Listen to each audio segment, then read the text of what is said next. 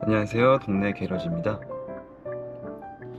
이렇게 카메라를 킨 거는 다름이 아니라 이제 이동하면서 이제 고객분들이 썬팅 필름에 대해서 좀 알았으면 하는 부분들 좀 짚어드리려고 이렇게 좀 영상을 좀 켰습니다. 썬팅 필름을 이제 시공하러 매장에 방문을 하시게 되면은 이제 보통은 열차단 필름이냐, 반사 필름이냐, 메탈 필름이냐, 스포터 필름이냐 이런 거를 많이 물어보실 텐데 그거에 대해 설명을 좀 드릴게요. 총태양열 에너지라는 게 있어요. TSER이라고.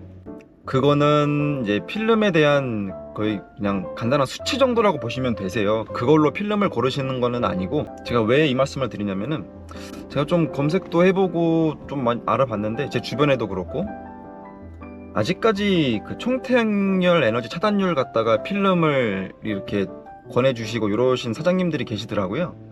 근데 그렇게 필름을 고르시면 안 돼요.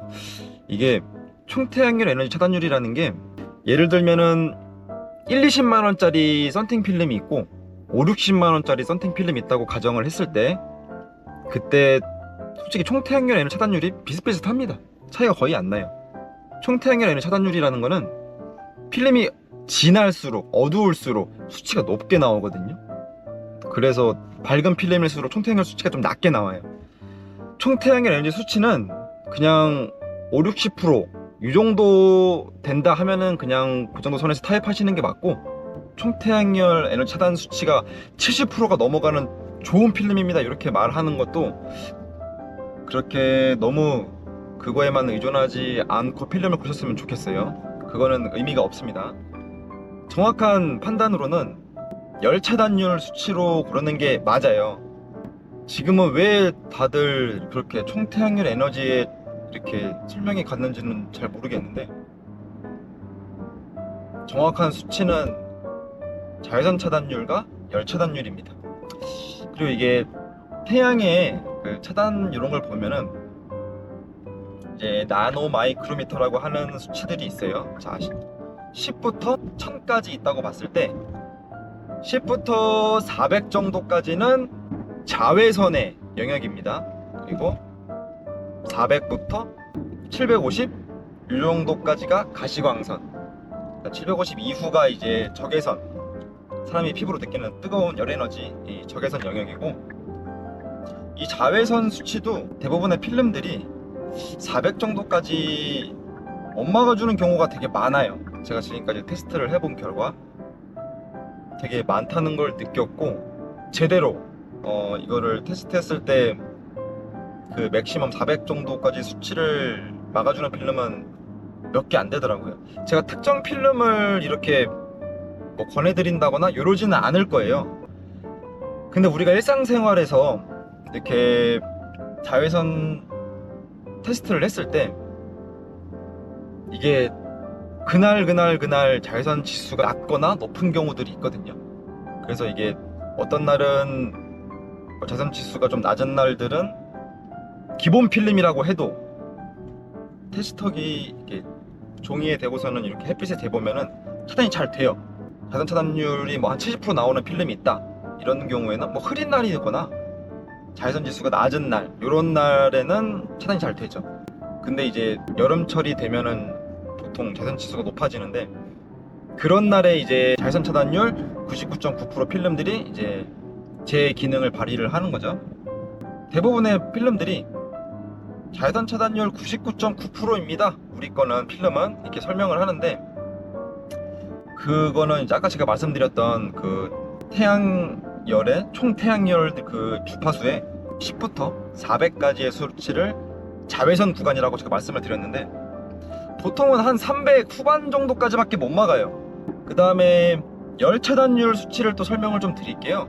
열 차단율 수치는 말 그대로예요. 이제 적외선, 이제 근적외선, 요거를 말하는 건데, 사람이 이제 주행하면서 피부로 느끼는 이런 열 에너지, 피부로 뜨거움을 느낀다는 게 이제 적외선 라인이거든요. 우리가 흔히 알고 있는 열 차단 필름들이 있어요. 이 열 차단 필름들은 3세대 필름이고, 열 반사 필름, 메탈 필름 막 이런 필름 아닙니다. 재질이 스포터 필름들이 있어요. 이런 게 4세대 필름.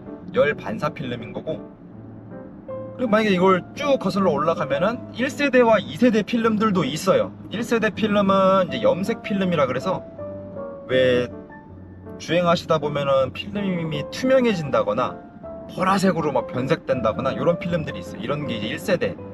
그다음에 2세대 필름들도 있는데 다이드 필름이라고 해서 변색되는 거는 어떻게 잡았는데 열 차단 수치가 되게 낮은 필름들이 있어요. 근데 거의 뭐 1세대나 2세대나 별로 그냥 중요한 건 아니고, 아무튼 변색되는 필름 이런 걸 이제 다 떠나서 거의 지금 모든 차량들이 시공되어 있는 대부분이 열 차단 필름이에요. 이제 나노 세라믹이라고 하는 이런 필름인데, 이 나노 세라믹 필름도 이게 웃긴 게 가격이 좀 천차만별이에요. 이게 나노 세라믹 필름은 열 차단 필름인데 열 흡수 필름이라고도 많이 얘기를 해요. 자, 이것도 설명을 좀 드릴게요. 밖에서 외부에서 이제 열이 막 들어온다고 가정을 했을 때 열 흡수 필름들, 이 나노 세라믹 필름들, 얘네들은 자기 몸으로 열을 다 막습니다. 막고 자기 한계치가 서서히 올라갔을 때 오버되는 수치들이 유리 안으로 이제 오버되는 거죠. 중간중간에 열이 올라가도 열 전달이 계속 안으로 유입이 되는 거고, 근데 그런 원이 결제되었습니다. 그런 수치들이 이제 열 차단 필름들은 최대치가 금방 도달을 해요. 이제 열 반사 필름, 스퍼터 필름들, 4세대 필름, 이런 필름들은 그 한계치까지 도달하는 시간이 굉장히 오래 걸립니다. 열 차단 필름이랑 비교할 수 없는 수준이에요. 금액대도 당연히 높겠고. 근데 요즘에는 이 3세대 열 차단 필름이 이 4세대 스퍼터 필름보다 더 높은 경우들도 있어요.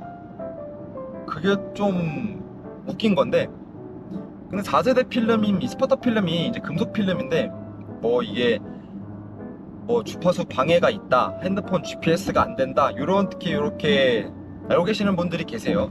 네.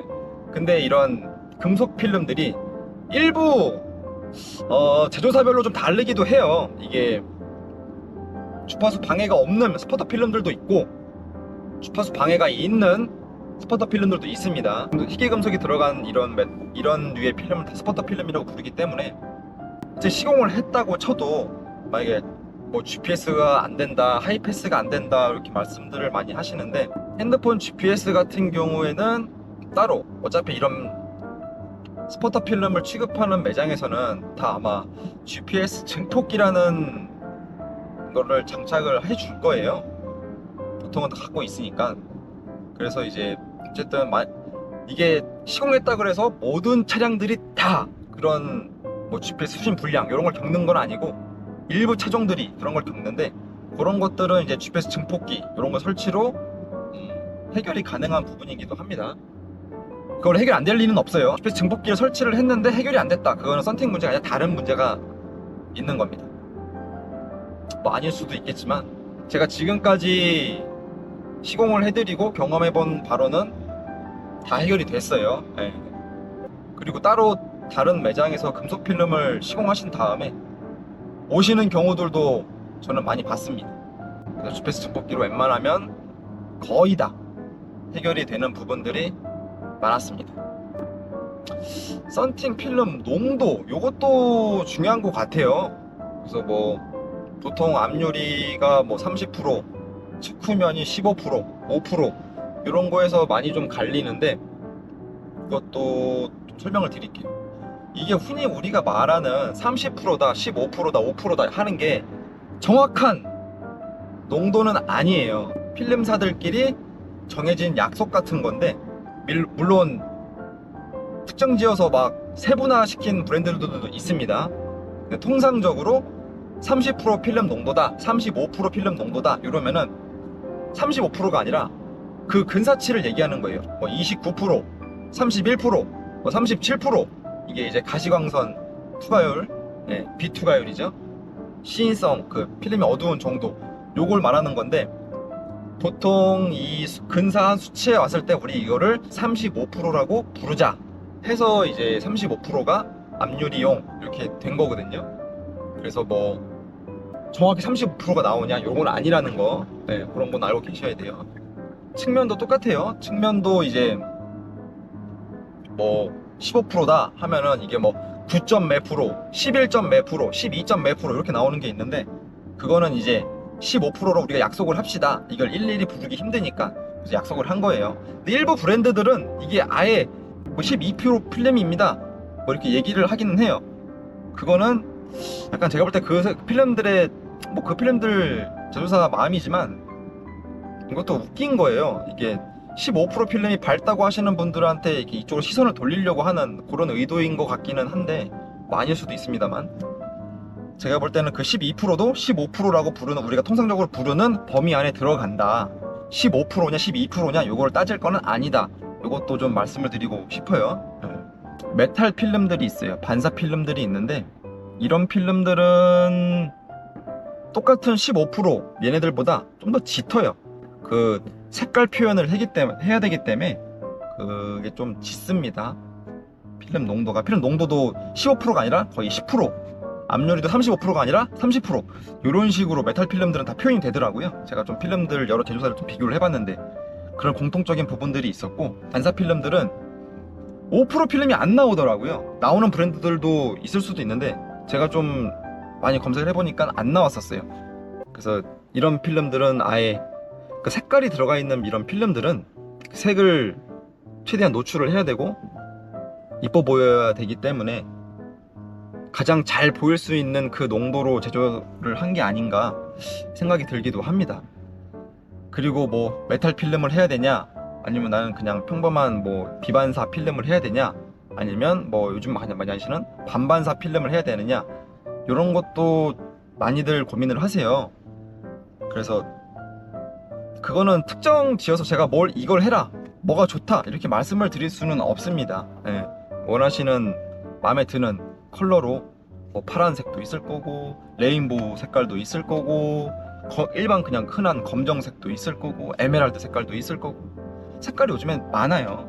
퍼플색도 있고 다양하게 있는데, 썬팅은 원하시는 필름으로 그냥 시공하시는 게 좋으세요. 성능이나 이런 걸 떠나서 나는 이 색깔이 좋아, 이런 경우에는 그렇게 하시는 게 맞습니다.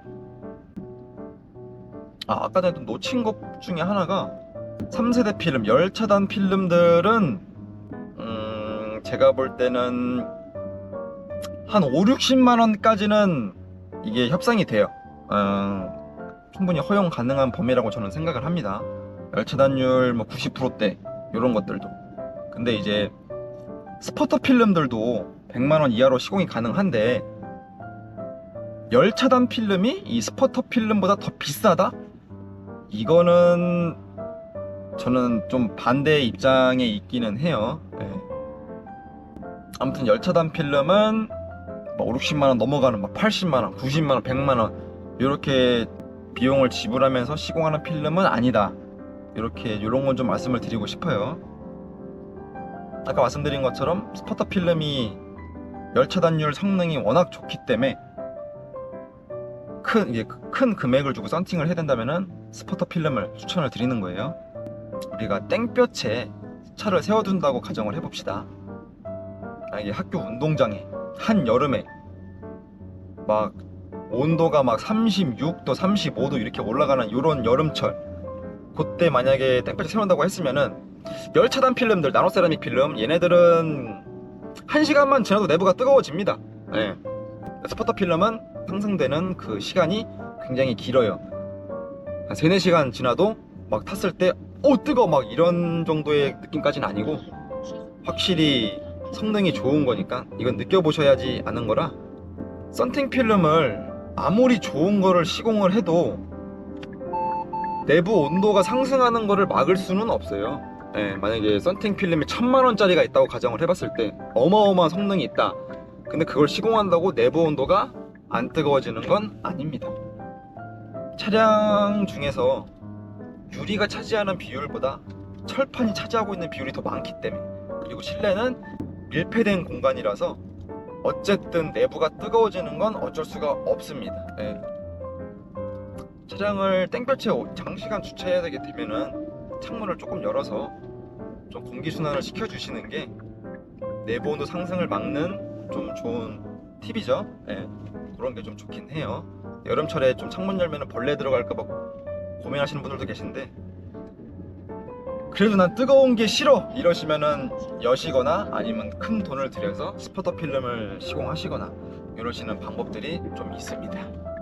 제가 이것저것 좀 운전하면서 많이 주저리주저리 얘기를 했는데,